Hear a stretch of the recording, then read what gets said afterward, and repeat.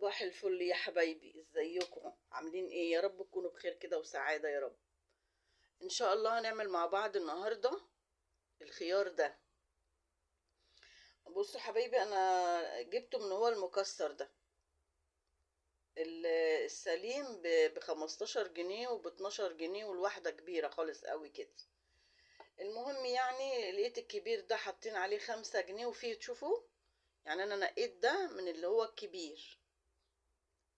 اهو خيار صغنن خالص اهو، لقيته تحت تحت الخيار. والفلفل ده لقيته برضو، ده لقيته ب5 جنيه. جبت 3 كيلو هم ب15 جنيه، او 4 كيلو مش فاكرة. الفلفل ده لقيته ب10 جنيه.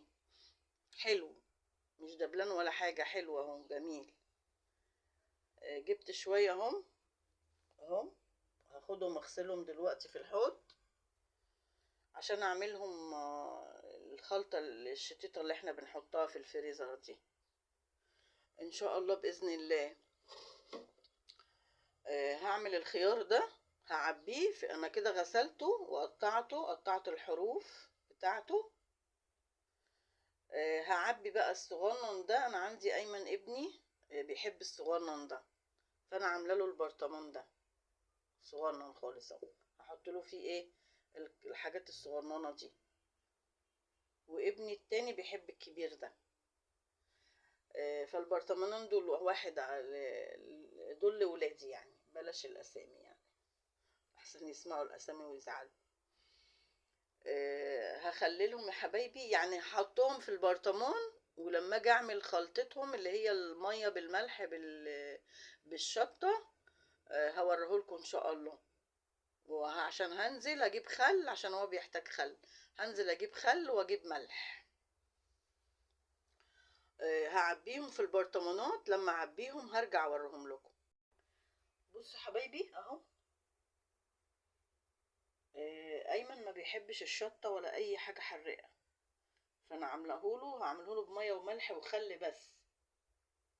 انما ده بيحب الشطه عادي، عشان كده حاطه له فلفل. ان شاء الله انزل اجيب خل واجيب ملح واطلع اعمله المحلول بتاعه ونحطه مع بعض ان شاء الله، نخلله مع بعض. فاصل ونواصل. بصوا حبايبي، انا رجعت لكم اهو. جهزت طبعا الخيار اهو، وده اهو الصغير فاضوا شويه حطيتهم هنا، شويه صغيرين اهو.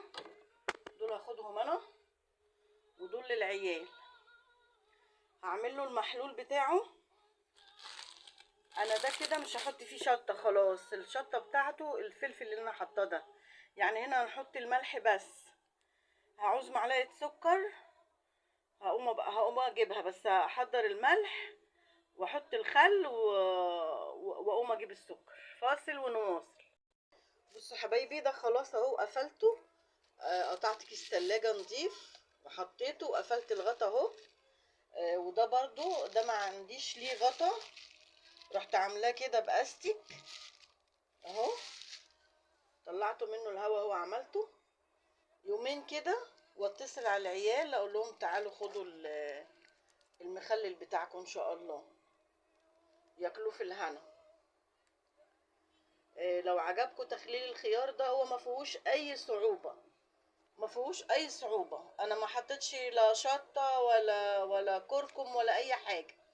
هو يا دوبك الميه والملح ومعلقه السكر وقرن الفلفل ده. قرن الفلفل ده اللي هيخليه مشطشط. هو مش قرن بقى، ده هو كذا قرن اهو، يعني كذا واحد وحاميه. في جوه اهو. ده هيخليه بقى مشطشط وهيخليه جميل ان شاء الله. ده طبعا صاحبه ما بيحبش الشطه، عاملاه ميه وملح وفيها معلقه السكر وخلاص. ودول لينا احنا هنا شويه صغننين دول، عشان انا لوحدي، مين هياكلوا معايا؟ اهو ياكلوه بألف هنا وشفا. لو عجبكم الخيار ده ان شاء الله لما يتخلل هطلع واحدتين واوريه لكم ان شاء الله باذن الله. هقول لكم الخيار ده اللي احنا عملناه سوا. ما تنسونيش في اللايك والاشتراك يا حبايبي. الصراحة انا تعبت من القناة دي، لاني انا بقالي 4 سنين شغالة والله العظيم. بس اللي خلاني وقفت شوية تعبي. فانا بقالي 4 سنين شغالة في القناة دي. لما خلاص يعني قربت امل منها. ليه؟ لا مشاهدة حلوة.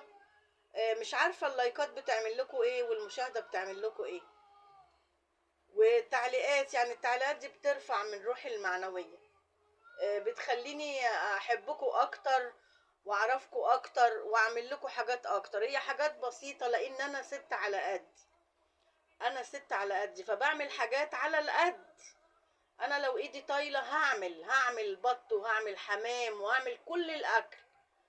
انما انا على قدي. انا ست حالي على قدي. فبقى اللي انا بقدر عليه اعمله لنفسي هنا في البيت بعمله واوريهولكم. يا ريت تدعموني باللايكات والاشتراك، تكتروا شويه، لاني انا بقالي 4 سنين لما خلاص زهقت. يا ريت تقفوا جنبي وحياة حبيبكم سيدنا محمد، تقفوا جنبي. سلام عليكم حبايبي. ما تنسونيش في اللايك والاشتراك وتعليق حلو منكم، يديني القوة ويديني الاستمرار. سلام عليكم.